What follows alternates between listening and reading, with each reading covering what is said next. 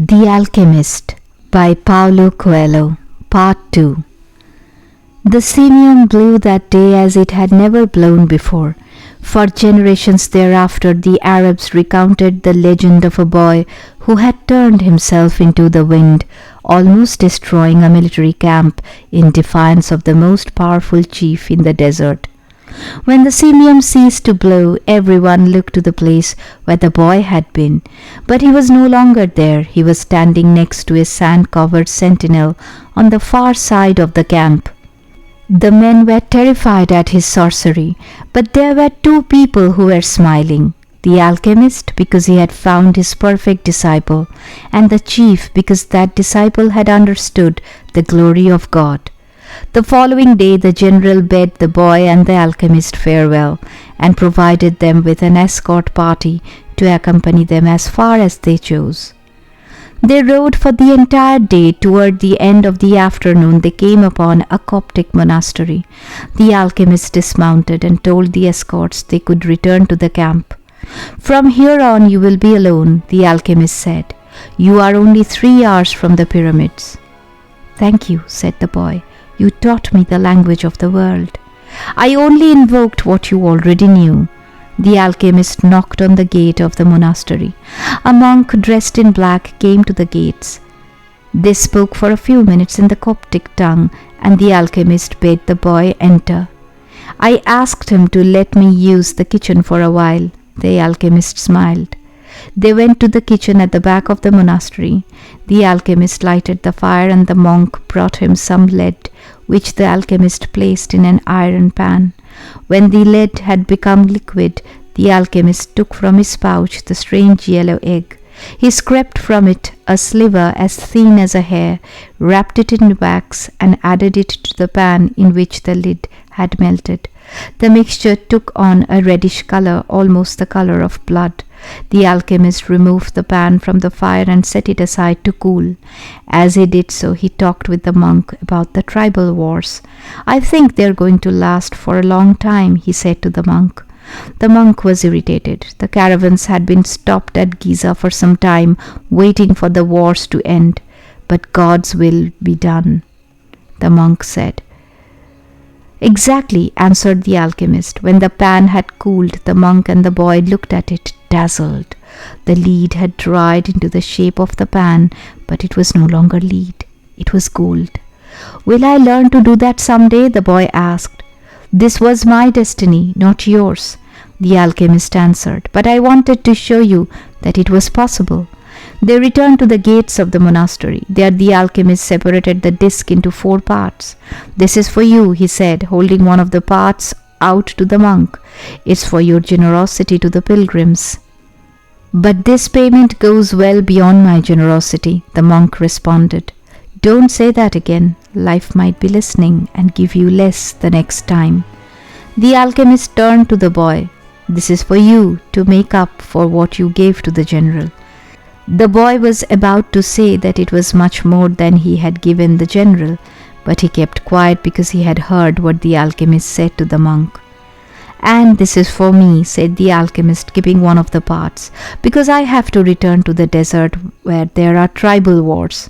He took the 4th part and handed it to the monk.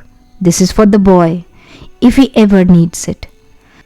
"But I am going in search of my treasure," the boy said. "I am very close to it now." "And I am certain you'll find it," the alchemist said. "Then why this?" "Because you have already lost your savings twice, once to the thief and once to the general. I'm an old superstitious Arab, and I believe in our proverbs. There's one that says everything that happens once can never happen again, but everything that happens twice will surely happen a 3rd time. They mounted their horses. "I want to tell you a story about dreams," said the alchemist. The boy brought his horse closer. "In ancient Rome at the time of Emperor Tiberius, there lived a good man who had 2 sons. One was in the military and had been sent to the most distant regions of the empire. The other son was a poet and delighted all of Rome with his beautiful verses. One night the father had a dream. An angel appeared to him and told him that the words of one of his sons would be learned and repeated throughout the world for all generations to come. The father woke from his dream grateful and crying, because life was generous and had revealed to him something any father would be proud to know.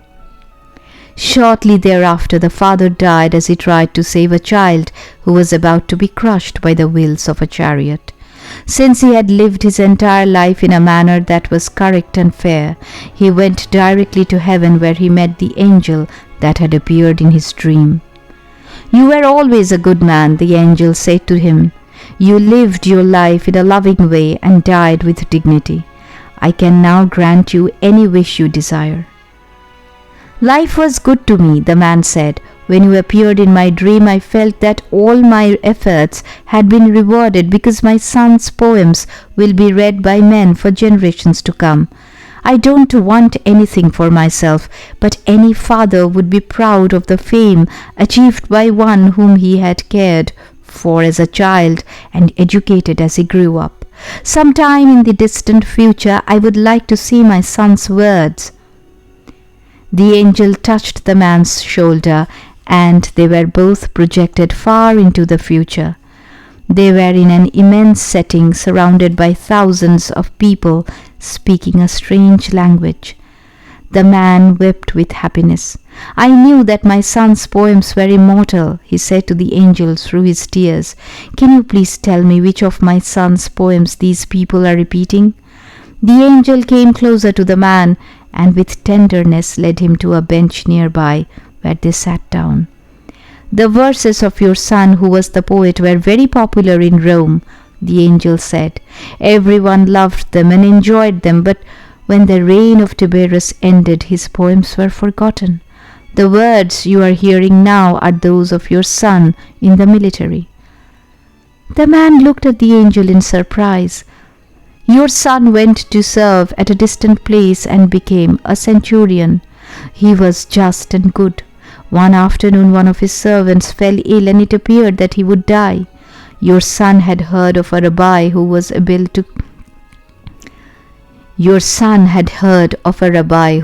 able to cure illnesses, and he rode out for days and days in search of this man. Along the way he learned that the man he was seeking was the Son of God. He met others who had been cured by him, and they instructed your son in the man's teachings. And so, despite the fact that he was a Roman centurion, he converted to their faith. Shortly thereafter, he reached the place where the man he was looking for was visiting. He told the man that one of his servants was gravely ill, and the rabbi made ready to go to his house with him. But the centurion was a man of faith, and looking into the eyes of the rabbi, he knew that he was surely in the presence of the Son of God. "And this is what your son said," the angel told the man. "These are the words he said to the rabbi at that point, and they never have been forgotten. 'My Lord, I am not worthy that you should come under my roof, but only speak a word and my servant will be healed.'" The alchemist said, "No matter what he does, every person on earth plays a central role in the history of the world, and normally he doesn't know it." The boy smiled. He had never imagined that questions about life would be of such importance to a shepherd. "Goodbye," the alchemist said. "Goodbye," said the boy.